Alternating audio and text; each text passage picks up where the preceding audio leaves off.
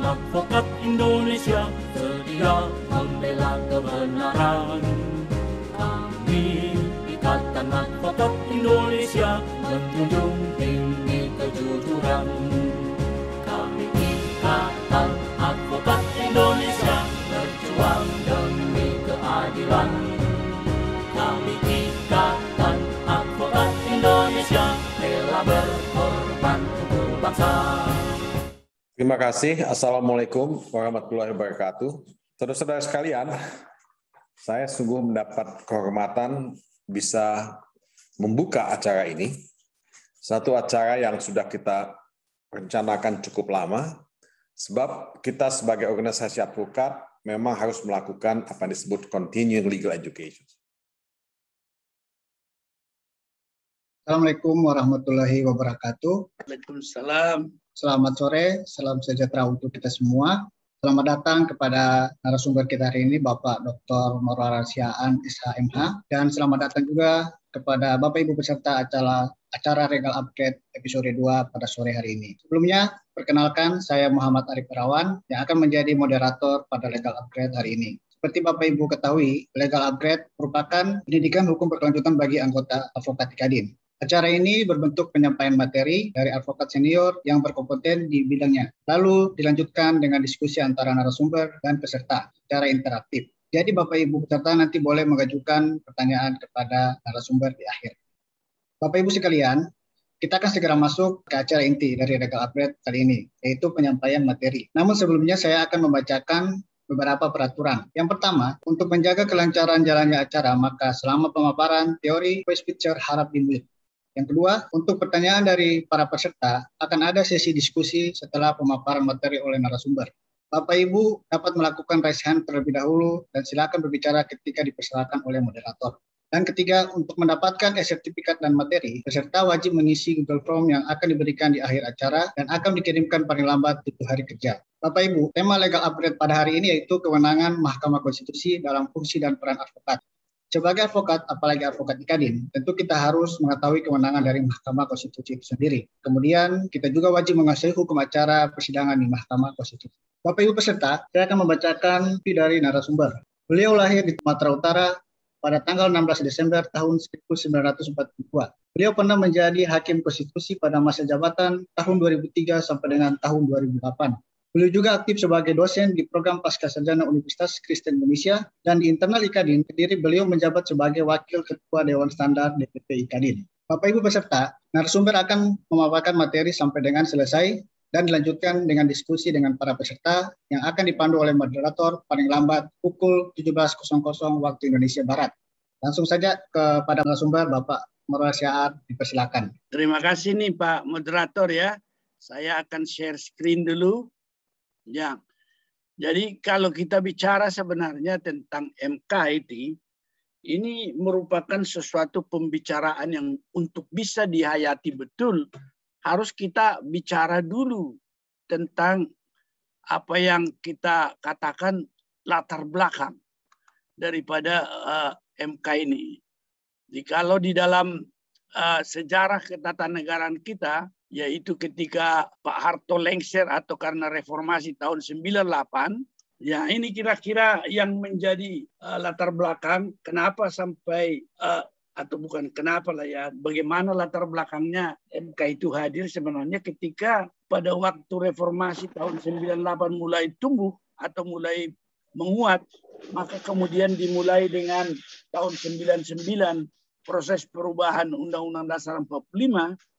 Maka beberapa hal yang kita perhatikan di sini bahwa ada beberapa hal dari pengalaman selama kita mulai merdeka sampai dengan tahun 97-98 itu yang menjadi pengalaman bahwa Undang-Undang Dasar 45 yang konfigurasi kekuasaannya sebenarnya disebutkan dengan separation of power atau pemisahan, tetapi sebenarnya dalam praktek ya eksekutif itu yang paling kuat sehingga pada akhirnya tidak bisa dikontrol atau cenderung otoriter lah, meskipun dalam beberapa literatur dikatakan otoritarianismenya Pak Harto itu agak dikatakan soft atau lunak. Ya artinya kalau menggebuk ya tidak begitu nampak, tapi terasa juga dampaknya itu. Sehingga kemudian perubahan yang akan dilakukan itu bisa dilanjutkan dengan beberapa kesepakatan. Dikatakan ini dia sebenarnya dilakukan perubahan itu karena Undang-Undang Dasar yang lama berdasarkan struktur yang bertumpu pada MPR, dan kemudian MPR sebagai pemegang pelaksana kedaulatan rakyat, meskipun kita dikatakan secara demokratis kedaulatan ada di tangan rakyat, tapi dijalankan oleh MPR sepenuhnya. Nah, ini berakibat tidak terjadi check and balances hanya kepada ketika sudah diberikan mandat kepada Pak Harto atau sebagai presiden, sebagai pelaksana mandat atau mandataris, maka pada akhirnya tanpa satu kontrol di tingkat di bawah MPR, dan MPR sendiri kemudian tidak bisa mengontrol karena beberapa atau bukan hanya beberapa, kurang lebih mungkin sepertiga anggota MPR yang diangkat oleh presiden. Maka muncullah gagasan waktu itu dengan pengalaman itu. Maka kemudian kita lihat ini pengalaman selama berapa puluh tahun zaman Pak Harto, sebenarnya dari zaman Bung Karno juga begitu. Tidak ada check and balance. Jadi terlalu kuat itu eksekutif, dan boleh dikatakan dia pemain tunggal lah waktu itu. Tidak ada yang boleh mengkritik. Bukan hanya memberikan suatu saran, tetapi kritik pun sudah harus dikesampingkan. Jadi di dalam perubahan yang terjadi, paradigmanya itu adalah check and balance. Barangkali ini penting juga Anda ketahui ini. Paradigma itu kadang-kadang tidak begitu konsisten ini dianut, karena misalnya Mahkamah Agung itu cenderung agak ada di luar check and balance itu, karena dia menganggap dia adalah suatu kekuasaan kehakiman yang berada dalam sistem satu atap. Sistem satu atap itu artinya jangan dicampuri yang lain-lain. Padahal konsep satu atap itu persis itu dalam Undang-Undang nomor 35 barangkali tahun 1999 ditandatangani oleh Pak Habibie, itu persis kurang lebih 2 atau 3 bulan sebelum reformasi. Dalam arti perubahan pertama Undang-Undang Dasar 45 pada bulan Oktober 99, sebelum itu ditandatangani itu sistem satu atap yang merupakan perjuangan hakim lama karena campur tangan yang sangat besar dari eksekutif melalui kehakiman, kekuasaan Kementerian Kehakiman terhadap Mahkamah Agung. Nah, oleh karena itu ada sedikit yang Anda perhatikan nanti hasil perubahan itu, misalnya Komisi Judisial salah satu diantaranya, ya antara sedikit banyak diakui atau tidak, atau kalau Anda lawyer biasanya ngadunya kepada KY itu ya kurang menggigit lah, karena memang merasa mereka satu atap itu sistem yang diterjemahkan tidak boleh dicampuri dalam kewenangannya. Itu betul sebenarnya, tetapi tentunya tidak ada kekuasaan, itu sebenarnya paradigmanya, tidak ada kekuasaan yang tidak harus dipertanggungjawabkan. Bukan hanya terhadap Tuhan, kalau hakim kan menganggap ke Tuhan, atau ke Mahkamah Agung.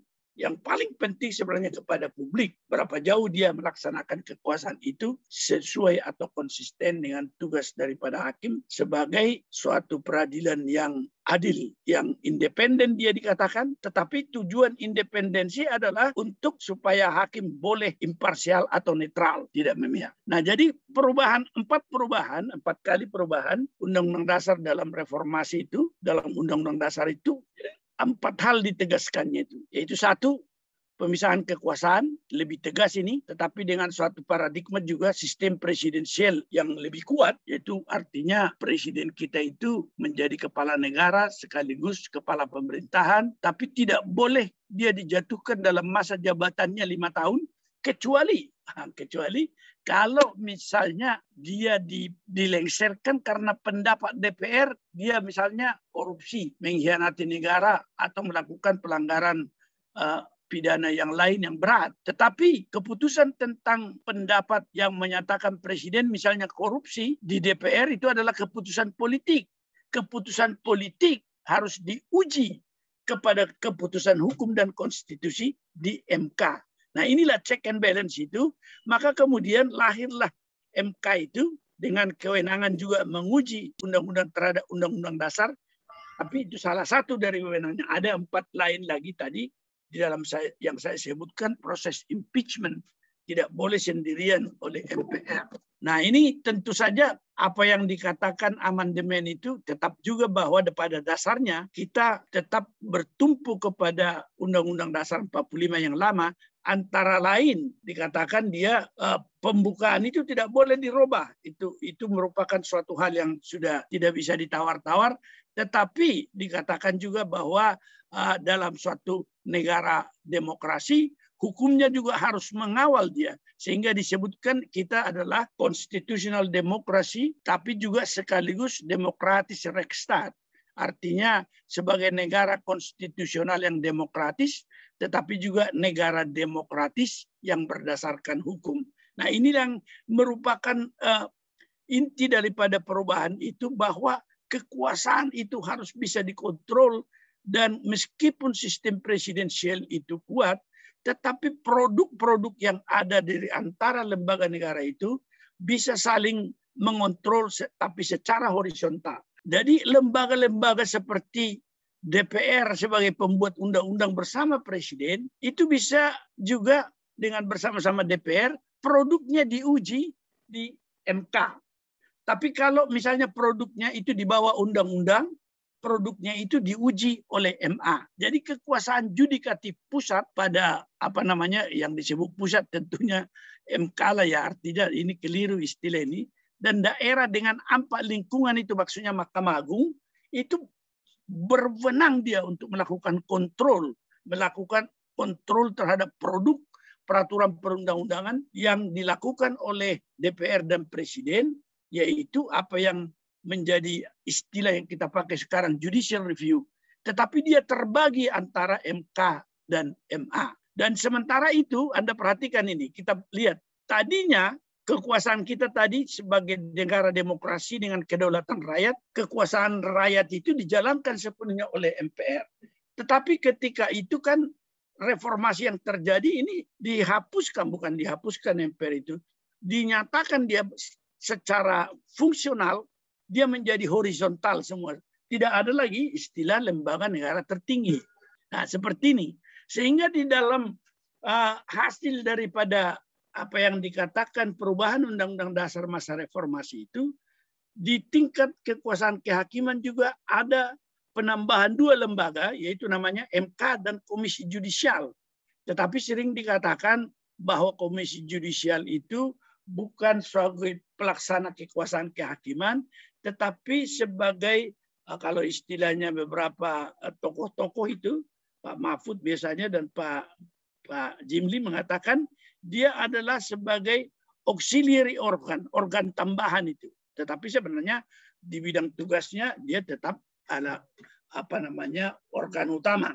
Nah, di bidang parlemen ada muncul DPD. DPD ini juga kalau di dalam nasibnya yang sekarang kurang lebih seperti Komisi Judisial lah. Dia sebenarnya merupakan lembaga perwakilan, tetapi bukan perwakilan politik, melainkan perwakilan daerah, tetapi kewenangannya sangat sekali, sangat menyedihkan lah kalau saya katakan di dalam pelaksanaan.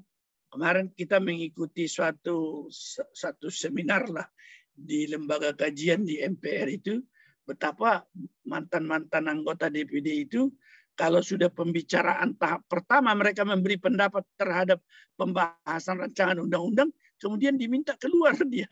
Nah, ini sebenarnya tidak pernah dimaksudkan begitu sebenarnya rancang bangun DPD itu, tetapi tampaknya juga dalam perkembangan karena banyak yang tidak menyadari atau tidak mau menerima perubahan, keadaannya begitu. Kurang lebih sama dengan Komisi Judisial.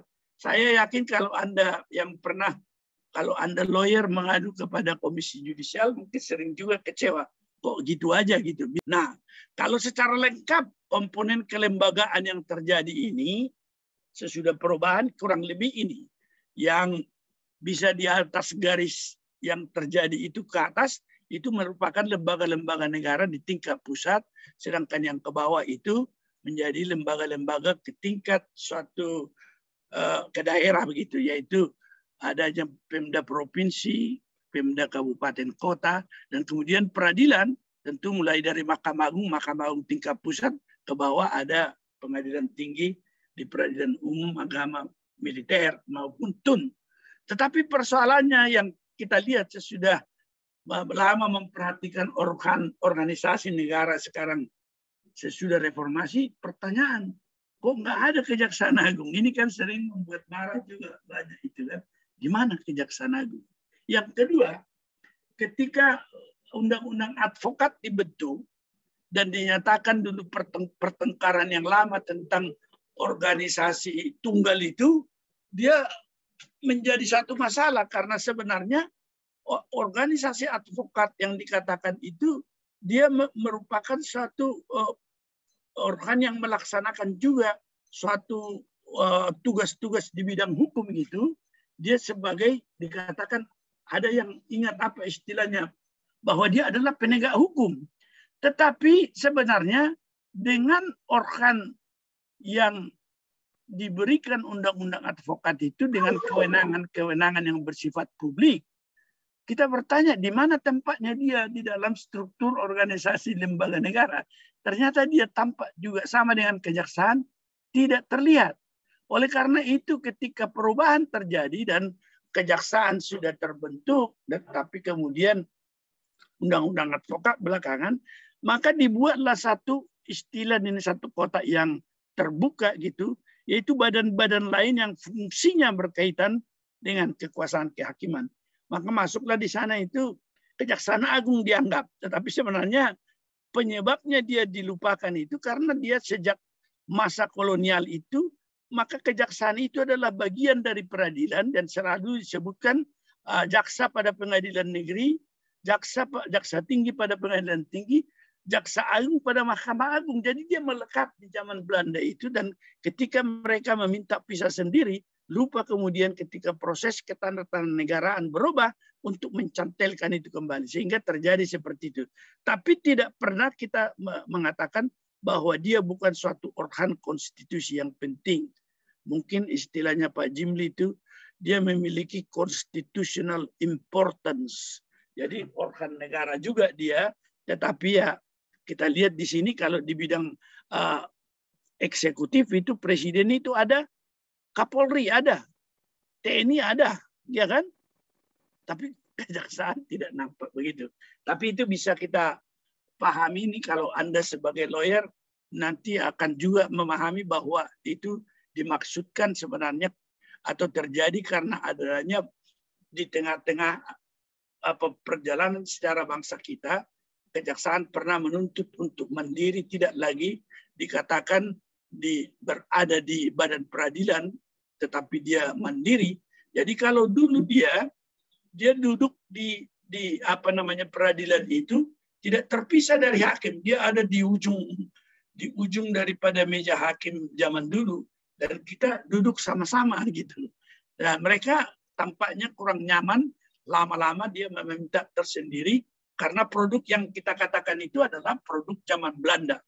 Jadi inilah lembaga negara yang ada, yang terbentuk setelah reformasi. Dan Anda perhatikan ini, tadi saya mengatakan bahwa Komisi Judisial itu disebutkan bukan pelaksana kekuasaan kehakiman, jadi disebutkan dia state auxiliary organ, sehingga penyusun apa yang dikatakan organ lembaga-lembaga ini, Anda perhatikan bahwa KY itu sedikit setengah tangga diturunkan ke bawah dari MA dan MK. Itu merupakan suatu penanda barangkali yang saya pikir tidak selalu pas betul untuk menurunkan seperti itu, karena kalau dilihat dari fungsinya sebagai lembaga yang akan mengusulkan hakim agung dan kemudian melakukan pengawasan terhadap menjaga harkat martabat hakim, yaitu tetap merupakan tugas-tugas konstitusi yang tidak kalah penting. Nah, saya pikir kita bicara fokus pada MK saja sekarang. Di seluruh dunia di mana ada MK itu sebenarnya di negara-negara yang tidak memiliki MK, ada jatuh bagian yang menjalankan kewenangan MK itu di Mahkamah Agung. Jadi kalau di Amerika misalnya, yang menjalankan tugas seperti MK di sini, itu adalah Mahkamah Agung sendiri.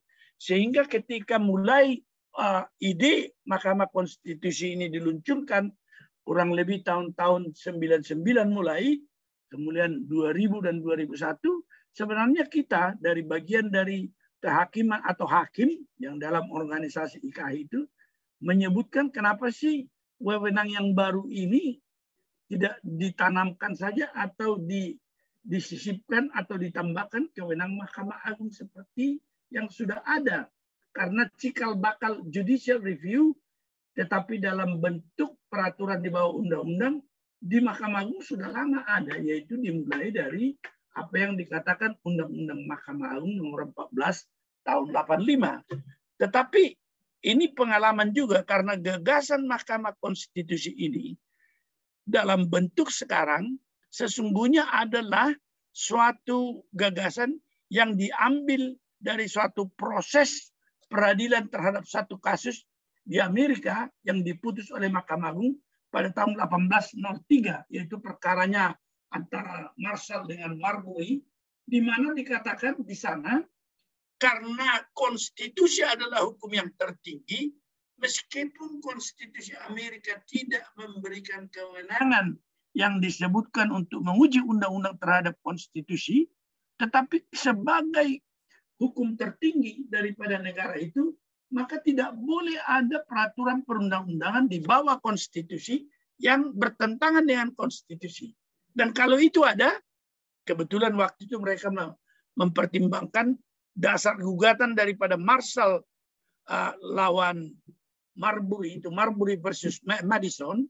Marshall mempertimbangkan bahwa yang dipakai undang-undang kekuasaan kehakiman waktu itu ada satu perintah diminta oleh pemohon itu, yaitu hakim yang diangkat presiden sebelumnya, tetapi oleh presiden kemudian tidak diserahkan SK-nya. Ini tidak dikabulkan oleh Mahkamah Agung, tapi dia membatalkan undang-undang yang menjadi dasar gugatan daripada pemohon yang bernama Marbury itu. Nah, ini yang dibawa oleh Hans Kelsen ke Eropa itu, dan kemudian dia mengatakan kewenangan seperti ini penting juga dibentuk di Eropa, terutama waktu itu dia ditugaskan untuk membentuk undang-undang dasar daripada Austria, kemudian Jerman. Dia mengintegrasikan kewenangan judicial review dalam konstitusi Austria, tetapi dia tidak ditempelkan atau tidak disatukan dengan Mahkamah Agung. Nah, mungkin ini kan pada waktu itu ada persoalan transisi sosial politik di Eropa, di mana dianggap bahwa hakim itu, terutama hakim peradilan umum itu, tidak memahami masalah-masalah politik dan sosial yang terjadi, sehingga ini dikatakan bahwa hakim di MK itu tidak semuanya dari hakim peradilan biasa, tetapi ada yang dipilih yang lain. Nah, itulah konsep dasar daripada di dalam masalah Mahkamah Konstitusi ini di seluruh dunia, dia selalu dianggap sebagai pengawal konstitusi.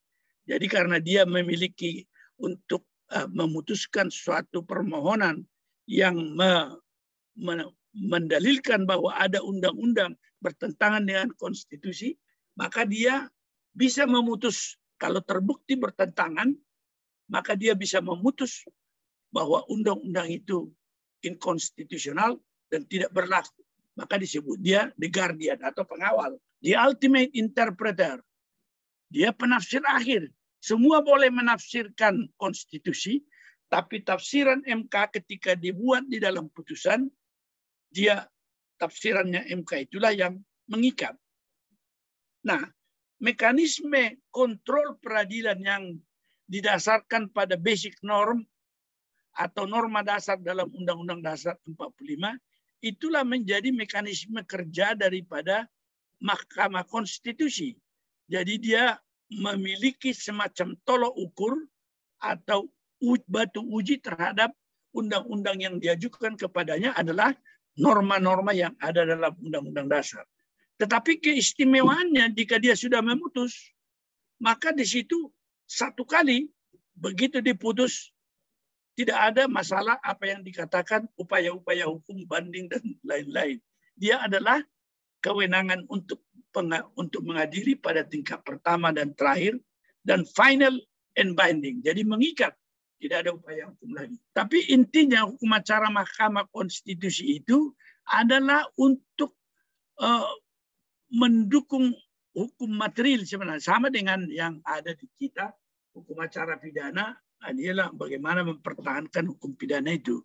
Jadi hukum acara Mahkamah Konstitusi sebagai hukum positif, yaitu hukum yang mengatur dan menegakkan hukum material sebagaimana dimaksud dalam pasal 7B ayat 1 dan 24C di Undang-Undang Dasar. Jadi ini saya kira bisa kita perhatikan seperti hukum acara perdata adalah untuk bagaimana menjalankan hukum perdata material begitu. Nah, dia di dalam kenyataannya yang diatur di dalam konstitusi sesudah perubahan yaitu di pasal 24C hanya 5 kewenangannya. Jadi boleh dikatakan sangat sempit sebenarnya. Tetapi bagi lawyer yang kita katakan 5 kewenangan ini, dia yang paling utama itu adalah yang paling atas. Meskipun pada waktu gagasan MK ini didengungkan untuk dibentuk di Indonesia, maka waktu itu bukan itu sebenarnya kewenangan yang utama. Kewenangan utama itu karena beberapa presiden sebelumnya jatuh karena hanya pendapat atau putusan politik di DPR. Nah, ini yang ingin dihindari pada waktu itu supaya pemerintahan itu stabil. Bagaimana? Nah, oleh karena itu kita perhatikan 5 kewenangan MK itu, yaitu menguji undang-undang terhadap Undang-Undang Dasar Negara Republik Indonesia. Ini ternyata sekarang inilah bagian yang paling pokok dan juga mungkin di beberapa bagian dunia yang lain yang mengenal MK atau Mahkamah Konstitusi, maka ini merupakan suatu kewenangan yang utama sebenarnya karena yang meskipun hanya menguji undang-undang terhadap Undang-Undang Dasar, tetapi karena undang-undang itu begitu diundangkan mengikat terhadap semua warga negara dan lembaga negara di negara itu, ia menjadi sesuatu yang mendapat perhatian. Karena kalau misalnya MK memutus undang-undang itu atau pasal-pasalnya bertentangan dengan konstitusi dan tidak mempunyai kekuatan mengikat, itu artinya bahwa undang-undang yang diuji itu berubah dan yang dirubah itu langsung berlaku kepada seluruh rakyat. Jadi dia tidak hanya pemohon kalau di bidang perdata atau pidana kan, itu hanya inter partes atau di antara pihak. Itu mengikat atau kekuatan mengikat putusan itu terbatas pada para pihak. Tetapi kalau di MK, meskipun pemohon 1 orang saja, tetapi begitu diundangkan undang-undang itu, diputuskan undang-undang itu atau bagian-bagiannya bertentangan dengan konstitusi dan tidak mempunyai kekuatan hukum mengikat, tidak mempunyai kekuatan hukum mengikat di situ, kalau di dalam konteks peradilan perdata dikatakan dia menjadi batal dan tidak mempunyai kekuatan begitu. Tapi di MK dikatakan tidak mempunyai kekuatan hukum mengikat. Itu artinya dibatalkan. Maka kita memperhatikan di situ, begitu putusan itu diumumkan, mengikat dia langsung dan tidak ada upaya banding. Nah, ini barangkali yang menjadi suatu hal yang istimewa dari putusan atau kewenangan MK ini. Kalau dari sudut advokat, misalnya, ibaratnya kalau Anda mewakili seorang pemohon terhadap judicial review yang diajukan, ya cepat terima honornya kan, karena kalau misalnya pun 6 bulan baru putus, tetapi tidak ada lagi proses lanjutan. Begitu juga terutama perselisihan mengenai sengketa hasil pemilu. Itu atau teristimewa. Nanti kita bahas sedikit itu, pilkada itu merupakan suatu lahan yang sangat menggiurkan bagi para advokat ya. Advokat sekarang kalau bisa misalnya mewakili suatu perkara di MK tentang sengketa pemilu kepala daerah, wah itu biasanya honornya itu dahsyat-dahsyat itu. Karena di samping jumlahnya lumayan, tetapi dia begitu diputuskan tidak ada lagi masalah akan berpanjang-panjang di dalam suatu upaya hukum, banding, kasasi, PK, dan lain sebagainya. Nah, itu kewenangan tentang pengujian undang-undang terhadap undang-undang dasar. Kalau dalam praktek yang terjadi sekarang, ini menjadi kewenangan yang sangat penting dan menjadi dominan di dalam tugas MK itu. Meskipun kewenangan yang kedua, ketiga, dan keempat ini sangat penting, terutama sekali memutus perselisihan tentang hasil pemilu, tetapi karena hasil pemilu itu hanya kita peroleh sekali 5 tahun, meskipun betul-betul merupakan suatu tugas MK yang besar dan boleh menjadi sesuatu yang sangat, kalau dari sudut tenaga akan dikonsentrasikan karena jangka waktu proses perkara itu tidak terlalu lama, maka itu menjadi sesuatu yang sangat penting meskipun sekali 5 tahun akan terjadi. Tetapi kalau mengenai sengketa kewenangan lembaga negara, atau disebutkan juga itu SKLN disingkat itu, tetapi lembaga negaranya agaknya dibatasi, yang kewenangannya diberikan oleh Undang-Undang Dasar. Ini meskipun penting, kultur hukum di Indonesia, terutama pejabat-pejabat itu, ya jaranglah yang membawa sengketa itu ke MK, karena biasanya kalau di tingkat pusat, lembaga negara itu masih mendengar presiden.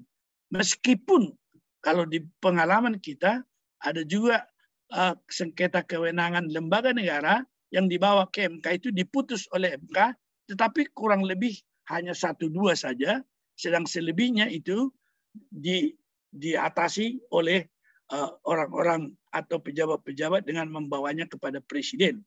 Jadi saya pikir itu ya barangkali sebagai seorang kepala negara dan pemimpin pemerintahan, tentu saja presiden memiliki semacam kewajiban moral untuk bisa berhasil menyelesaikan satu sengketa yang timbul di antara lembaga-lembaga negara. Nah, yang ketiga itu pembubaran partai politik. Pembubaran partai politik ini tentu ketika ada partai politik yang bertentangan dengan konstitusi. Jadi ukurannya tetap di sini, semua kewenangan ini ukurannya adalah konstitusi atau undang-undang dasar. Jadi pembubaran partai politik karena dia tidak memenuhi syarat-syarat di dalam undang-undang dasar atau kegiatan-kegiatan yang bertentangan dengan kewajiban partai politik menurut undang-undang dasar. Jadi ini sesuatu hal yang kalau di kita masih agak jauh, belum ada satu kasus pun yang terbawa ini, karena memang tentu saja kita lihat ini partai-partai yang kalau misalnya dikatakan kegiatan yang melanggar konstitusi antara lain adalah korupsi, maka biasanya partai-partai yang berkuasa itu yang bisa korupsi kalau di pemerintahan. Dan bagaimana dia menuntut? Siapa yang menuntut pembubaran partai politik? Masih pemerintah juga. Bagaimana mungkin dia membubarkan partai politik yang dia sendiri ada di dalamnya? Ini menjadi satu dilema dan mungkin di masa depan salah satu yang harus berubah tentang pembubaran partai politik ini di dalam hukum acaranya, yang meminta pembubaran itu tidak hanya pemerintah, tetapi juga boleh misalnya katakanlah partai politik lain atau rakyat sendiri dalam satu kelompok itu boleh ya, meminta pembubaran partai politik. Itu menjadi suatu wacana. Tetapi pemilu merupakan satu objek sengketa juga yang hasilnya berada di Mahkamah Konstitusi, yaitu perselisihan tentang hasil pemilu presiden, perselisihan tentang penghitungan, perselisihan mengenai penghitungan perolehan suara anggota legislatif, pemilu legislatif, yaitu legislatif itu bisa di tingkat pusat DPR, bisa juga di daerah legislatifnya yaitu DPRD provinsi dan kabupaten. Tapi legislatif boleh juga DPD, dalam arti dia perwakilan daripada daerah yang juga memiliki kewenangan legislatif meskipun tidak begitu intensif karena terbatas dalam arti hanya bisa mengusulkan dan membahas pada tingkat pertama, tetapi mengambil keputusan dia tidak ikut. Ini menjadi sesuatu yang sangat berat bagi DPD seperti tadi Komisi Judisial. Nah, yang terakhir itu adalah kewenangan impeachment. Kalau kita sekarang disebutkan itu biasa ada bahasa Arabnya barangkali pemakzulan. Sebenarnya kalau bahasa Indonesianya pemecatan presiden di dalam masa jabatannya. Itu menurut konstitusi tidak boleh seorang presiden dalam sistem kita berdasarkan Undang-Undang Dasar 45 yang sudah diubah 4 kali. Presiden itu seperti Jokowi tidak boleh dijatuhkan pada masa jabatan kecuali dia melakukan pelanggaran hukum berupa pengkhianatan terhadap negara, korupsi, suap, tindak pidana berat lainnya, atau perbuatan tercela atau tidak lagi memenuhi syarat sebagai presiden atau wakil presiden. Jadi di sini ada satu seperti dugaan atau tuduhan atau dakwaan presiden melanggar, dan tentu itu merupakan suatu bagian dari tugas DPR di dalam melakukan pengawasan yang biasanya kita dengarkan bahwa ketika diduga presiden melakukan pelanggaran itu, maka DPR boleh membentuk apa yang dikatakan hak angket atau meminta dilaksanakan hak angket atau hak interpelasi. Berdasarkan itu kemudian mereka menghimpun bukti, dan kalau ada bukti-bukti bahwa dia melanggar, boleh kemudian dibawakan ke pleno bahwa presiden melakukan pelanggaran hukum yang berat, maka DPR diminta untuk mengambil keputusan. Nanti melalui voting itu akan diputuskan apakah benar atau tidak. Jadi kalau misalnya quorum dia, misalnya 2/3 dari 3/4 anggota DPR yang hadir menyetujui, atau tentu saja melalui proses pembuktian tertentu, mereka sependapat presiden melanggar, maka diputuskan oleh DPR bahwa presiden melanggar, tapi itu baru keputusan politik. Maka setelah keputusan politik, DPR harus membawa lagi ke MK untuk bisa diperiksa secara hukum dan hukum konstitusi apa benar dari bukti-bukti yang ada, dari proses yang telah diperiksa, benarkah presiden telah melakukan pelanggaran seperti yang disebutkan itu. Jadi kalau lawyer sekarang ini merupakan lahan yang baru sebenarnya, yang anggota IKADIN harusnya bisa memiliki suatu jaringan di daerah kalau pilkada berkembang, pilkada sedang berlangsung, dan itu biasanya agak hangat itu, supaya bisa ikut di dalam suatu proses perselisihan tentang hasil pemilu kada. Tetapi ini sebenarnya proses yang saya katakan bahwa pemilu kada itu masuk sebagai hasil pemilu, itu adalah sesuatu hal yang tersendiri sebenarnya. Pada awalnya, rezim atau pemilihan kepala daerah itu bukan masuk rezim pemilu. Dikatakan dia masuk rezim pemerintah daerah. Karena diatur dia di dalam Undang-Undang Pemerintahan Daerah dulu, Undang-Undang 32 tahun 2004. Tetapi kemudian, karena beberapa ketidakpuasan ketika proses persidangan hasil pemilu kada itu di pengadilan tinggi dan pengadilan negeri, maka ada perubahan undang-undang, yaitu Undang-Undang nomor 12 tahun 2008 yang menyatakan itu dibawa ke Mahkamah Konstitusi. Jadi di Mahkamah Konstitusi sejak 2008 sengketa pemilu kada diperiksa dan diputus MK, dan kurang lebih ada, kalau di Indonesia misalnya ada sekitar 500 daerah, baik provinsi maupun kabupaten, maka MK itu sudah memutus sekitar barangkali 700 perkara pemilu kada. Tapi tiba-tiba tahun 2015 barangkali MK menyatakan dia tidak berwenang lagi mengadili pemilu karena undang-undang yang menentukan itu dianggap bertentangan dengan Undang-Undang Dasar 45. Nah, ini sebenarnya hal yang ganjil sebenarnya, karena sudah kurang lebih 700 putusan tentang pemilu kada menyatakan, MK menyatakan bahwa itu kewenangan MK, tetapi tiba-tiba satu putusan menyatakan itu bukan kewenangan MK lagi. Itu kalau di dalam jurisprudensi tampaknya menjadi sesuatu yang agak ganjil itu. Sudah 700 dia mengikuti suatu pola yang sama, bahwa itu kewenangan MK, tiba-tiba satu putusan menyatakan tidak, dan sekarang dinyatakan bahwa dia masih berwenang mengadili sengketa pemilu kada sepanjang atau sebelum ditunjuk satu badan yang khusus untuk itu. Jadi sampai sekarang dengan undang-undang pemilu yang sudah disatukan itu dan kemudian undang-undang pemilu kada belum ditentukan sampai sekarang badan khusus untuk mengadili sengketa itu. Jadi sampai sekarang masih di MK. Tapi nanti Anda mungkin ada kemungkinan akan berpindah. Tapi saya melihat kecenderungannya ini sekarang semua pembentuk undang-undang diam saja. Tidak menanggapi hasil putusan MK yang menyatakan harus ditentukan bahwa bukan MK lagi yang mengadili itu. Tapi sekarang masih diam-diam aja, bisa saja lanjut. Kalau istilah Medan, MK juga, SUR juga mengadilinya sekarang kan. Jadi tidak ada perubahan, meskipun itu sudah putusan yang mengikat. Tapi selama belum ada undang-undang yang membentuk badan khusus mengadili sengketa perselisihan hasil pemilu kepala daerah, tetap dilaksanakan MK. Nah, kalau mengenai impeachment ini, saya kira di sini juga Anda perhatikan, ini adalah suatu jenis perkara yang meskipun di negara di mana itu pada awalnya dimulai seperti di Amerika, di sana pun jarang kita temukan.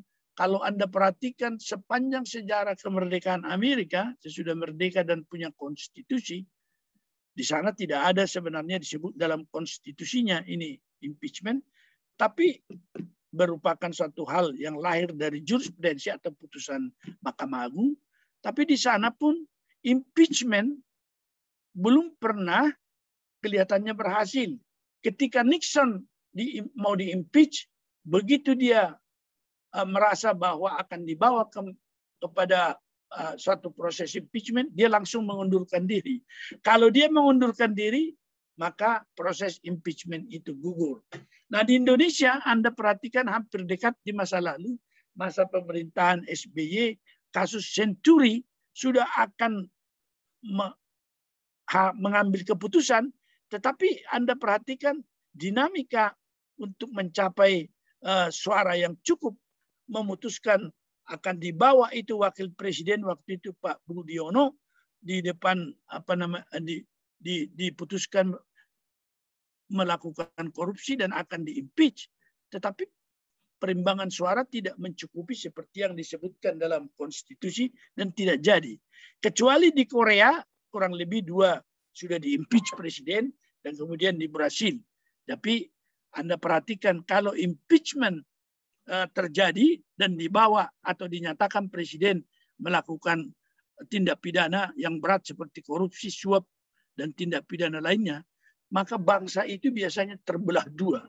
Korea dalam 2 kali impeachment presidennya, mereka terbelah 2, tapi dengan kearifan MK melakukan atau memutus perkara itu sedemikian rupa sehingga kemudian bisa dicapai suatu rekonsiliasi bangsa itu. Seandainya MK-nya juga membuat situasinya menjadi panas, maka bangsa Korea Selatan juga bisa pecah waktu itu. Nah, inilah bahayanya impeachment ini. Karakter daripada hukum acara MK itu adalah untuk kepentingan umum sebenarnya.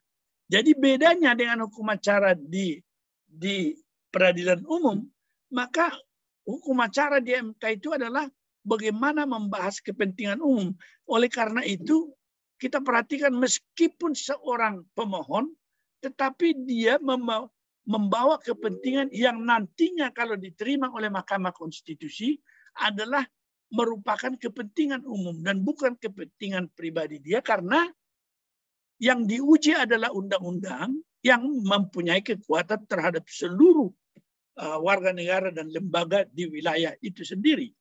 Kalau misalnya itu kemudian berubah karena dibatalkan oleh MK 1 dan 2 pasal, maka itu juga akan mengikat kepada seluruh komponen dan eksponen bangsa dan warga negara serta lembaga negara di dalam negara itu. Dia seperti undang-undang itu sendiri. Oleh karena itu, Hans Kelsen mengatakan bahwa MK itu adalah sebenarnya pembuat undang-undang yang sifatnya negatif. Negatif dalam arti hanya membatalkan saja pada waktu itu. Tapi ke depan nanti akan berkembang bahwa MK juga dalam hal tertentu bisa secara positif dia merumuskan norma di dalam putusannya, tetapi dengan pesan untuk diambil alih pembuat undang-undang. Nah, apa sih judicial review itu? Ini yang merupakan pokok tadi menjadi kewenangan MK di samping perselisihan hasil pemilu. Tetapi kalau yang menghasilkan uang bagi advokat itu adalah, kalau saya pengalaman saya di MK itu perselisihan pemilu kada. Yang lainnya itu ya apalah tugas bangsa dan negara begitu. Kalau pilkada saya mendengar honor pengacara sangat besar-besar begitu. Nah, judicial review atau pengujian peraturan perundang-undangan oleh badan peradilan adalah proses pengujian keabsahan atau kesesuaian peraturan perundang-undangan dengan peraturan perundang-undangan yang lebih tinggi. Ini barangkali kalau kita lihat dari sudut teori hierarki norma yang pada awalnya dicetuskan oleh Hans Kelsen dan seorang rekannya yang lain tuh Hans Nawiaski, bahwa sumber keabsahan, sumber validitas norma adalah norma yang di atasnya. Itu artinya kalau norma yang di bawah itu bertentangan dengan norma yang di atasnya, maka itu bisa membuka satu kemungkinan suatu norma dalam undang-undang atau peraturan perundang-undangan diuji, dan kalau terbukti dia bertentangan, maka dia bisa dibatalkan. Jadi proses pengujian suatu norma itu akan melihat teori itu yang sekarang di kita bukan lagi teori kan, dia mengalir atau bersumber kepada norma yang di atas atau tidak. Maka kalau kita sekarang di dalam Undang-Undang Nomor 15 tahun 2019 tentang pembentukan peraturan perundang-undangan, teorinya Hans Kelsen itu sudah dipositifkan bahwa susunan norma-norma yang ada sudah ditentukan di dalam undang-undang, yaitu mulai dari Undang-Undang Dasar sampai ke bawah peraturan daerah. Kalau misalnya suatu peraturan di bawah konstitusi atau undang-undang dasar bertentangan atau peraturan di bawah undang-undang yaitu peraturan pemerintah atau perda bertentangan dengan yang di atasnya, maka itu menjadi suatu alasan untuk pengujian, dan ini akan bisa bermuara pada satu putusan MK dalam judicial review bahwa putusan itu akan dinyatakan bertentangan atau inkonstitusional, dan kemudian dinyatakan bahwa undang-undang atau peraturan perundang-undangan itu tidak mempunyai kekuatan hukum mengikat. Kenapa dia namanya judicial review? Sebenarnya karena fungsi untuk menguji itu melekat pada badan peradilan. Tetapi pengujian suatu peraturan bukan hanya tugas hakim atau judicial bodies, tetapi juga pembuat undang-undang sendiri boleh menguji atas inisiatifnya sendiri. Itu namanya legislative review. Atau kalau pemerintah sendiri melihat ada kekurangan di dalam peraturan perundang-undangan di bawah undang-undang, maka dia boleh mengadakan review yang dinamakan executive review. Jadi ini menjadi sesuatu pengujian yang melekat juga kepada siapa yang melakukan pengujian. Karena yang dibicarakan dan diberikan mandat dalam konstitusi adalah kepada MK, yaitu sebagai bagian dari kekuasaan kehakiman, maka dikatakan dia judicial review atau pengujian undang-undang. Di dalam teori, kalau di dalam sistem hukum negara-negara yang maju itu seperti Amerika dan juga yang lain-lain, mereka mengatakan hakim itu sebenarnya tidak berhak untuk membatalkan produk undang-undang yang dihasilkan oleh orang yang dipilih secara langsung oleh rakyat. Jadi hakim MK itu atau hakim Mahkamah Agung bukanlah orang yang dipilih secara langsung oleh rakyat, yaitu rakyat itu adalah pemegang kedaulatan tertinggi, tetapi yang dipilih oleh rakyat itu diberikan mandatnya kepada pembuat undang-undang, maka dia produknya tidak boleh dibatalkan oleh mereka yang ada di kekuasaan kehakiman yang tidak dipilih langsung oleh rakyat. Ini teorinya begitu. Jadi dikatakan bahwa sistem di negara liberal seperti Amerika, hakim itu kalau ada yang membatalkan undang-undang, tapi juga sebenarnya sumbernya dari Mahkamah Agung di Amerika itu pengujian undang-undang, dia selalu mengatakan itu adalah anti-majoritarian, anti-demokrasi. Karena dia tidak mempunyai kewenangan yang diberikan rakyat itu. Tapi dia adalah dipilih orang secara tidak langsung, orang yang dipilih oleh rakyat. Jadi bagaimana dia bisa? Tetapi teori itu sudah ketinggalan karena apa? Karena yang memohon suatu permohonan judicial review di Indonesia itu adalah rakyat itu sendiri. Dan sebenarnya rakyat yang memegang kedaulatan itu ketika dia memberikan mandat melalui pemilu kepada wakilnya di DPR ataupun yang melaksanakan pemerintahan di pemerintahan, rakyat itu tidak pernah melepaskan hubungannya dengan mereka yang mewakilinya. Dia tetap memegang kedaulatan itu. Nah, oleh karena itu teorinya ketika permohonan judicial review diajukan bisa oleh perseorangan atau kumpulan perorangan rakyat Indonesia, maka itu adalah rakyat pemegang kedaulatan itu sendiri yang mengajukan protes terhadap wakilnya di DPR, dan presiden membuat undang-undang yang merugikan dia sendiri. Jadi teori di dalam sistem hukum liberal itu yang mengatakan MK itu anti-majoritarian, anti-demokrasi, itu bisa dibantah sebenarnya dengan tegas karena pemegang kedaulatan itu sendiri yang memiliki standing, atau kalau di peradilan dikatakan memiliki kepentingan persona standi in judicio untuk mengajukan gugatan. Maka tidak ada alasan untuk mengatakan bahwa hakim MK tidak boleh memutus itu. Karena sebenarnya yang berwenang itu tidaklah MK itu sendiri, tapi rakyat. Dia adalah organ yang diam, sama dengan pengadilan kan. Hakim itu kan tidak bergerak kalau tidak digerakkan oleh para lawyer melalui sebagai pemegang kuasa melalui gugatan, atau para jaksa melalui dakwaan. Jadi dia adalah suatu organ atau suatu organisasi yang diam dia. Kalau dia tidak di-trigger, kalau bahasa Inggrisnya di-trigger, kalau tidak dipicu dengan suatu gugatan atau permohonan, hakim itu nggak boleh cari-cari perkara kan. Tidak boleh dia keliling desa mengatakan mana perkaramu biar kuperiksa. Nggak bisa. Jadi itu rakyat sendiri yang memegang. Inilah yang menyebabkan bahwa suatu proses judicial review yang bertentangan dengan teori yang dianut di beberapa negara, maka di kita itu bisa dibantah dengan teori kedaulatan rakyat secara langsung yang dikonstruksikan bahwa rakyat tidak pernah melepaskan haknya itu sendiri ketika dia memberikan mandat kepada wakilnya.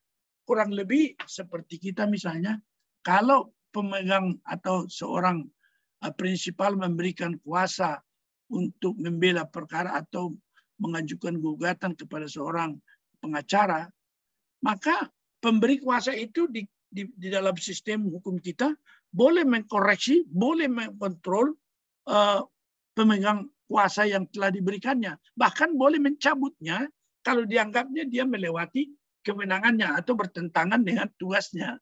Jadi analogi seperti itu yang kita pakai untuk mengkonstruksi bahwa judicial review yang dimohon oleh rakyat itu sendiri adalah sesuatu yang sangat demokratis. Barangkali dengan seorang pemohon saja, kalau dianggap kepentingan konstitusionalnya ada, tampil di MK, itu bisa menunjukkan bahwa MK itu sangat demokratis yang tidak terbayang di masa-masa pada pemerintahan sistem yang lama. Kalau dilihat apa sih jenisnya itu, kalau di dalam peraturan perundang-undangan maupun dalam praktek, ada dua jenis review sebenarnya yang kita kenal kalau di MK maupun di Mahkamah Agung itu, yaitu uji formil yang terkait dengan persoalan prosedural dari keabsahan atau kompetensi lembaga yang membuat. Jadi soal prosedur ini bagaimana tata caranya yang sekarang sebenarnya sudah kalau peraturan perundang-undangan baik undang-undang maupun peraturan di bawahnya, tata cara dan prosedur serta syarat-syarat pembuatan peraturan itu sudah diatur di dalam undang-undang nomor berapa itu ya? Nomor terakhir nomor 15 tahun 2019 dan pernah itu nomor 12 tahun 2011 sebelumnya, tetapi awalnya nomor 10 tahun 2004. Dan di situ sudah diatur semua siapa yang boleh dan bagaimana caranya. Misalnya harus ada suatu apa namanya itu naskah akademis, kemudian ada rancangan dan kemudian rancangan itu sebagai bagian daripada daftar program legislatif secara nasional di DPR atau secara daerah di DPRD. Itu sudah harus ada di dalam rencana. Tapi kemudian boleh semua orang memberikan masukan dan lain sebagainya.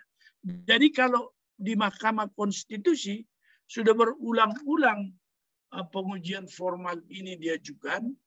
Yang terakhir barangkali yang saya ingat itu adalah pengujian terhadap Undang-Undang KPK termasuk uji formilnya.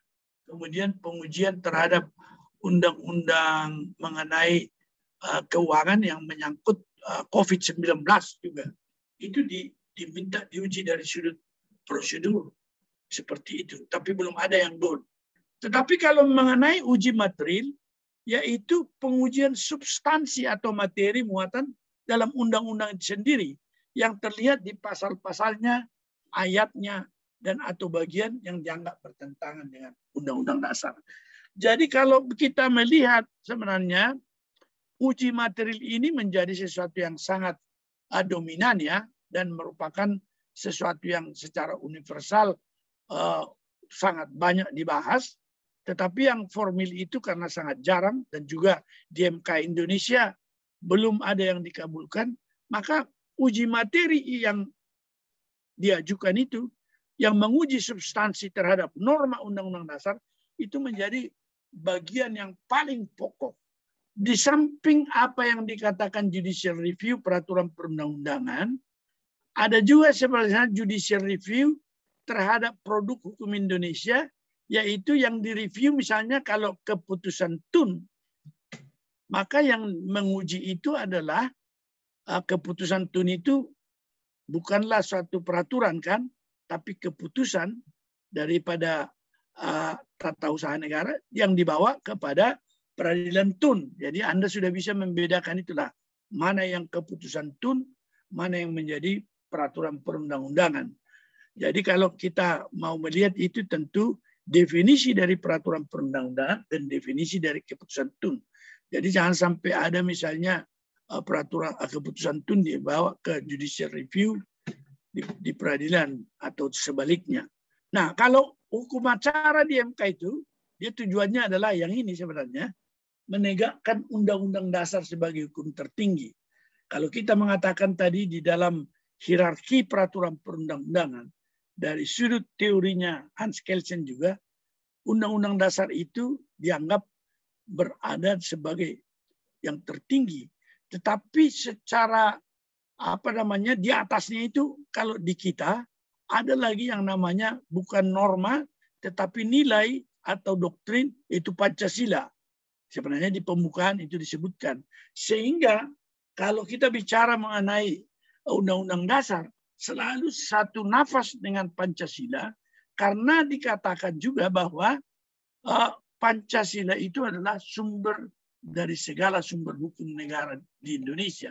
Jadi kalau kita menganggap Pancasila itu posisinya seperti itu, kalau kita adakan analogi dengan teorinya Hans Kelsen, maka Pancasila itu adalah sebagai grundnorm, sebagai sumber daripada peraturan-peraturan di bawah, termasuk sumber dari konstitusi itu sendiri. Nah, tentu ini juga merupakan hierarki yang ada dan ini menjadi satu hal yang termuat di dalam pasal 7. Nah, pertanyaan yang penting Anda jawab ini atau Anda ketahui, pasal 7 undang-undang ini tentang pembentukan peraturan perundang-undangan, termasuk belum disebutkan di sini Undang-Undang 15 2019. Maka ini dia jenis-jenis peraturan yang disusun tata urutannya. Maka pertanyaan, Anda penting ini untuk melihat. Mahkamah Agung mengeluarkan juga peraturan Mahkamah Agung. Di sini tidak ada kalau di pasal 7. MK mengeluarkan peraturan Mahkamah Konstitusi, tidak ada. Kemudian ada juga yang dikatakan peraturan lembaga OJK, lembaga yang lain-lain seperti DPR, ada juga peraturannya. Maka pertanyaannya bagaimanakah itu? Kalau pertanyaan seperti itu, apakah dia merupakan satu peraturan perundang-undangan yang dipatuhi? Nah, di dalam pasal 8 undang-undang ini dikatakan kalau ada mandat undang-undang yang memberikan delegasi kepada lembaga-lembaga negara itu dan dia misalnya merupakan bagian dari kewenangannya, pasal 8 undang-undang peraturan pembentukan peraturan perundang-undangan itu jelas dikatakan itu boleh, sehingga peraturan Mahkamah Konstitusi, peraturan Mahkamah Agung, peraturan BPK, peraturan lembaga-lembaga negara yang diberikan mandat di dalam undang-undang untuk mengatur lebih lanjut itu berlaku. Tetapi kalau tidak ada satu delegasi seperti itu, maka itu tidak bisa dikatakan berlaku. Itu sebabnya sekarang ada juga semacam kekacauan yang timbul di masa lalu, sekarang masih terbawa. Ada peraturan-peraturan yang tidak dinyatakan lagi dalam pasal 7 sebagai peraturan perundang-undangan. Tetapi ada di dalam kenyataan ada, tapi dia tidak memiliki mandat. Nah, hal-hal seperti itulah mungkin akan bisa dibersihkan melalui proses judicial review misalnya, bahwa akan diuji peraturan itu terhadap undang-undang yang ada, apakah benar memiliki sesuatu kekuatan untuk mengikat. Ini karena praktek di masa lalu saja, tetapi masih terbawa. Banyak juga misalnya peraturan menteri, tapi tidak ada mandatnya sebenarnya.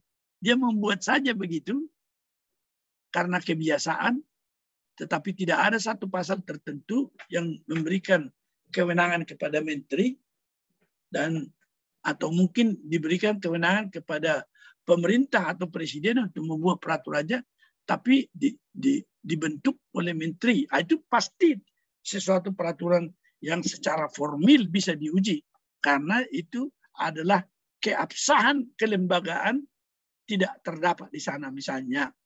Nah, jika satu norma ditafsirkan dan diberi makna dalam arti tertentu yang justru tidak serasi dengan norma atau bagian konstitusi lainnya dalam Undang-Undang Dasar, tetapi dijadikan dasar atau sumber validitas pembentukan kebijakan publik dalam undang-undang di bawahnya, maka menjadi tugas hakim konstitusi melakukan harmonisasi dalam rangka menjaga keutuhan konstitusi tersebut. Oleh karena konstitusi telah menjadi hukum tertinggi dan hukum dasar yang meletakkan batas konstitusional atau barrier atas seluruh kebijakan publik dan legislasi, maka setiap saat dalam pelaksanaan kewenangan MK, kebijakan publik yang telah tersusun dalam norma undang-undang dapat diuji dalam proses penyelesaian di MK. Jadi saya kira inilah yang menjadi suatu kunci daripada diterimanya atau terpicunya suatu proses pengujian, karena memang ada makna atau norma tertentu yang disimpangi di dalam pembentukan peraturan perundang-undangan yang tidak sesuai dengan aturan di atas, tetapi dibuat sedemikian rupa. Termasuk tadi dalam soal kewenangan. Itu akan menjadi bagian daripada perkara yang disebutkan pengujian atau review, judicial review. Baik Pak, terima kasih Pak atas materinya. Mungkin langsung kita ke diskusi aja Pak ya. Ya. Kepada Bapak Ibu dipersilakan melakukan raise hand apabila ingin bertanya. Mungkin sesi ini dibuka 3 pertanyaan. Cuman yang pertama mungkin saya persilakan ke Bapak Magdir Ismail untuk mengajukan pertanyaan. Silakan Pak Magdir. Terima kasih. Selamat sore. Apa namanya ini? Silakan Pak. Apa kabar Pak? Sehat Pak? Ya, alhamdulillah. Ini, kalau sehat ini. Ya. Begini Pak Maru, kita kan melihat persidangan-persidangan Pilpres kemarin ya. terutama ini berkaitan dengan pembuktian, Pak. Iya. Seingat saya, salah satu di antaranya yang hadir di dalam persidangan itu adalah Profesor Edi Hiari, yang beliau mencoba menerangkan, atau paling tidak mau mencoba menerangkan, bahwa pembuktian dalam Pilpres itu pun harus lebih terang daripada cahaya. Seperti dalam perkara pidana kan kita selalu bicara seperti itu, Pak Maru. Ya. Nah, pertanyaan saya begini, kalau menurut Pak Maru, ya, mengenai pembuktian di dalam, termasuk diantaranya di dalam Pilpres atau juga mungkin di Pilkada, apakah pembuktian itu bisa kita lakukan pembuktian formal saja seperti perkara perdata, atau mau seperti pidana seperti yang dikesankan, ini kesan saya Pak Maru ya, ketika Edi Hiari membuat keterangan sebagai ahli tentang pembuktian kemarin, atau apakah ini seperti peradilan administrasi? Nah ini yang barangkali menurut hemat saya layak untuk kita pikirkan, karena ini akan terjadi terus menerus Pak Maru. Terima kasih Pak Maru. Ya, saya bisa melihatnya apa yang dikatakan Pak Edi itu seperti ini.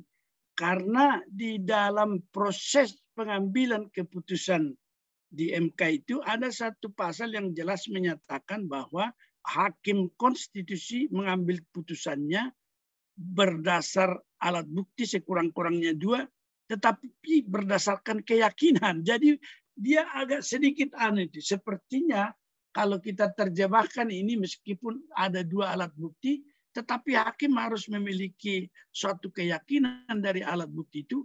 Tampaknya memang dia dikatakan hampir mendekati satu proses, ya kalau di Amerika itu beyond reasonable doubt. Dan di sini barangkali menjadi sedikit banyak agak, menurut saya agak berlebihan begitu. Memang di dalam kepentingan suatu judicial review, dia adalah suatu kepentingan publik yang tidak bersifat privat rechtelijk seperti ini.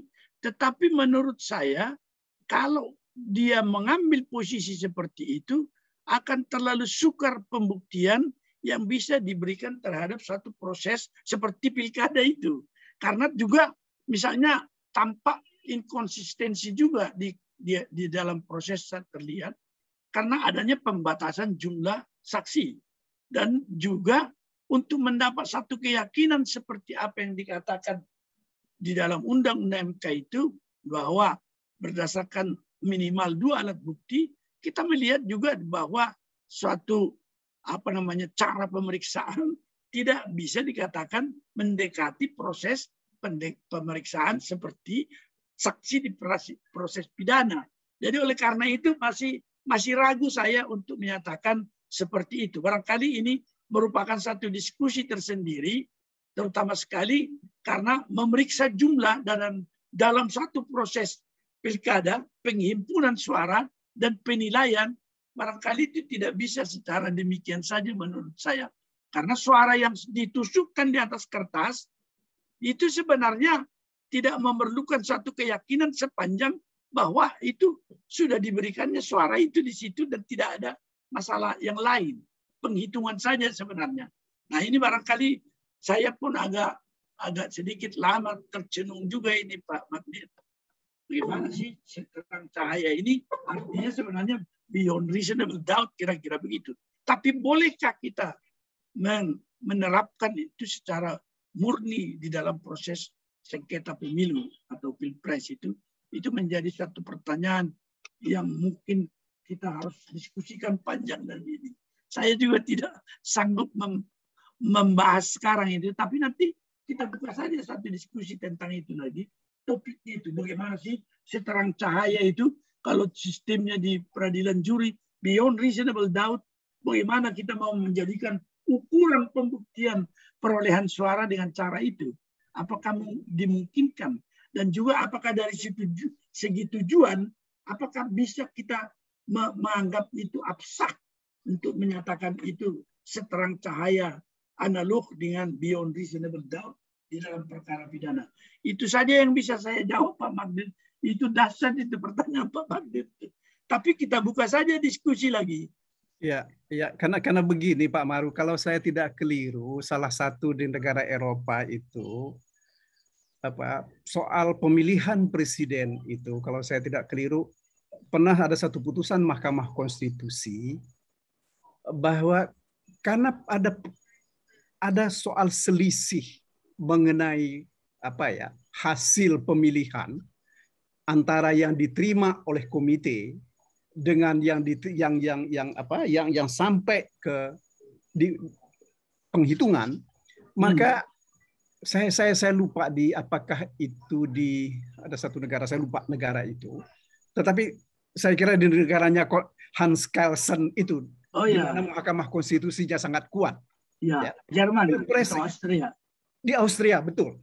Nah, itu pemilihan presiden itu dibatalkan karena ada di satu daerah terjadi perselisihan, dan perselisihan itu terbukti bahwa ada suara yang tidak beres yang nilainya cuma berapa persen dari suara yang diperoleh dari daerah itu. Nah, saya cuma berpikir ini mau ngajak Pak Maru mikirin itu gitu loh Pak. Kenapa enggak kita pikirkan bahwa soal pembuktian di MK, terutama terkait dengan pilpres atau pilkada, sepanjang ada bukti permulaan itu tadi bahwa ini ada ketidakberesan, itu harus dibatalkan. Itu aja sih Pak Maru. Ya, mari kita coba pikirkan ke depan. Terima kasih Pak Maru. Kita rancang lagi lah diskusi sambil juga supaya jelas nanti ke depan kan. Ya. Ini penting sekali. Kalau saya juga lama juga terpikir saya bagaimana sih proses persidangan ini kan.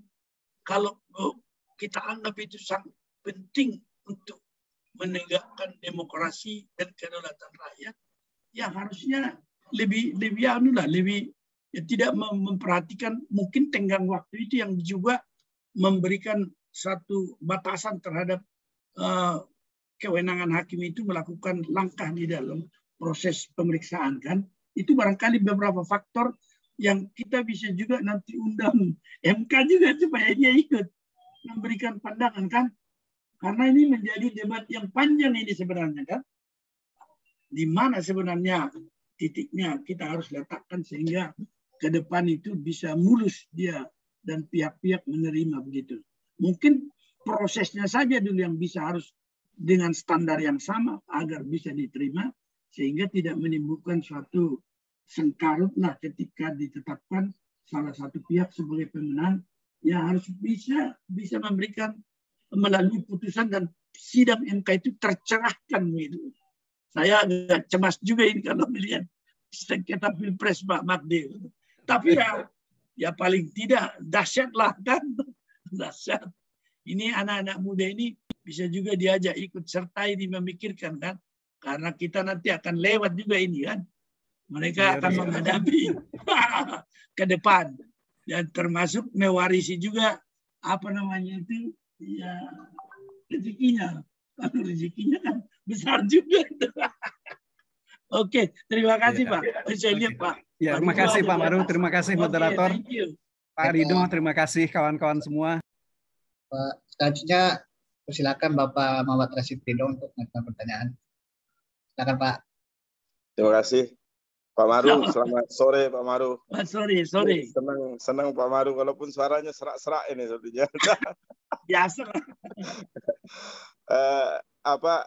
Pertama Bang Magdir, ini mumpung ada Bang Magdir ini, saya langsung tembak aja gitu loh. 2 minggu lagi Bang Magdir di sini sepertinya Bang Magdir. Oh ya, bagus sekali lah. Kita tunggu Bang Magdir yang bicara 2 minggu lagi gitu loh, mumpung Bang Magdir ada kan.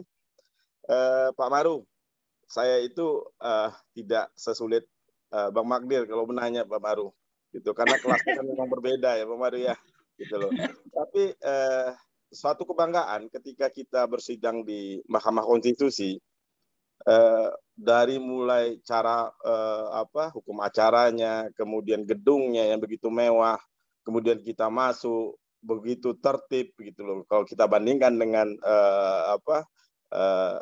persidangan di pengadilan negeri ya Pak Maru gitu loh. Ya. Nah, jadi pertanyaan saya, mengapa di Mahkamah Konstitusi itu persyaratan untuk menjadi kuasa itu tidak dipersyaratkan harus seorang advokat gitu loh. Ya, tidak dipersyaratkan dia harus memiliki lisensi sebagai seorang advokat. Itu berdasarkan apa? Mahkamah Konstitusi secara hukum acaranya memberi kesempatan siapapun yang dapat diberi kuasa walaupun dia tidak berlatar belakang advokat. Dan kemudian Pak Maru, gitu loh, kita berbicara tentang masalah proses ya. Saya lihat bahwa begitu update ya, ketika putusan dibacakan, sorenya kita sudah bisa akses itu yang namanya putusan-putusan dan seluruh putusan, dan malah ketika semua pembicaraan di dalam persidangan di Mahkamah Konstitusi itu yang secara verbal gitu loh, dan bisa ditranslatekan dalam bentuk nanti tulisan gitu loh. Ya. Begitu canggihnya yang namanya Mahkamah Konstitusi ini gitu loh. Di sini kita melihat adanya suatu hal yang sangat maju di Mahkamah Konstitusi. Namun yang jadi problem saya gitu loh, ketika kita berbicara tentang masalah proses-proses yang dilakukan oleh Mahkamah Konstitusi ini, selalu mintanya tuh cepat gitu loh. Terutama terkait dengan masalah pilkada gitu loh ya. Pilkada gitu loh. Kadang-kadang gitu loh, ini jadi proses ketika masuk dan kemudian minta dilengkapi segala macam itu prosesnya sebenarnya tidak memungkinkan, sangat sulit sekali bagi seorang kuasa ya, dalam hal ini mungkin advokat gitu loh, untuk memenuhi target-target waktu yang memang luar biasa ketat ya di sana dalam hal pemberian dari bukti-bukti misalnya yang diungkapkan dengan waktu yang begitu, walaupun memang sudah diatur dalam peraturan perundangan gitu loh. Tapi apakah ini untuk kepastian hukum dan keadilan itu sendiri? Apakah Mahkamah Konstitusi sudah memberi satu solusi gitu loh untuk kita bisa lebih mudah gitu loh? Karena apa? Kepentingannya itu kan kepentingan dari keadilan gitu sendiri gitu loh, kebenaran itu sendiri. Demikian Pak Maru. Iya, terima kasih nih. Ini satu penting dan secara aktual apa yang terjadi di Mahkamah Konstitusi dan menjadi pemikiran banyak orang. Tetapi kalau yang pertama soal kebanggaan itu, barangkali saya bisa tambahkan satu lagi pada lawyer-lawyer muda. Itu kebanggaan besar bisa sidang di MK itu karena MK itu sangat menghargai setiap partisipan sidang, termasuk lawyer. Jadi Anda kalau dibanding di pengadilan negeri, ya lawyer yang muda cobalah lihat, bisa juga dimarahin kan di sana. Itu kalau di MK tidak ada. Jadi sangat terhormat forumnya itu seperti suatu forum apa yang dikatakan seminar kan. Dia dihargai betul lah lawyer itu di sana. Tetapi juga tepat waktu itu menjadi suatu prasyarat juga. Barangkali kalau dibandingkan Pak Rido, karena kebetulan kita dengan Pak Jimli sudah keliling dunia itu melihat MK-MK itu, memang inilah yang paling bagus desainnya, terutama ruang sidang Pak. Yang mungkin agak sedikit bisa seperti Italia, atau juga ada satu lagi di Afrika Selatan begitu. Tapi kalau Anda perhatikan, semua hakim konstitusi yang datang ke tempat kita, mereka pun minta supaya bergambar di situ. Karena misalnya dibanding negara-negara Asia, dibanding juga apalagi dengan Jerman dan Austria. Di Austria itu seperti pengadilan di kampung itu, MK-nya itu. Apalagi Jerman ya biasa saja lah, seperti peradilan yang sangat sederhana, tapi ya peralatannya sangat-sangat bagus begitu. Jadi saya pikir itu suatu kebanggaan itu juga dibanding yang lain, apalagi kalau dibanding dengan sidang di PN itu. Oleh karena itu, kita juga harus merangsang juga anak-anak muda kita ini untuk bisa sidang di MK itu mengalami atau dibawalah kalau Pak Magdir ada sidang judicial review, anak-anak muda dibawa juga supaya mereka merasakan itu wibawa dari ruang sidang itu. Tetapi di samping itu, kalau dari sudut kecepatan itu memang seperti ini. Proses atau percakapan di ruang sidang atau apa yang terjadi karena mereka sudah memiliki suatu aplikasi yang boleh begitu direkam kemudian bisa ditransfer menjadi kata-kata. itu sebenarnya adalah suatu alat canggih yang sudah lama ditemukan, tetapi makin lama makin bisa lebih akurat lagi untuk membedakan misalnya bahasa Indonesia, bahasa Inggris sedemikian rupa. Tetapi agak mahal itu Pak Rido. Itu menjadi kemarin kita coba cek, ada satu yang mengusahakan itu di Bandung itu, bahwa itu mahal juga Pak. Jadi kalau MK itu dengan dana yang begitu sebenarnya dia berhasil mempergunakan itu secara efektif. Karena itu bisa menghindari perbedaan seperti yang kita alami di pengadilan negeri. Pengadilan negeri rekaman saja tidak ada Pak. Untuk perkara tipikor, barangkali Pak Magdir tahulah itu.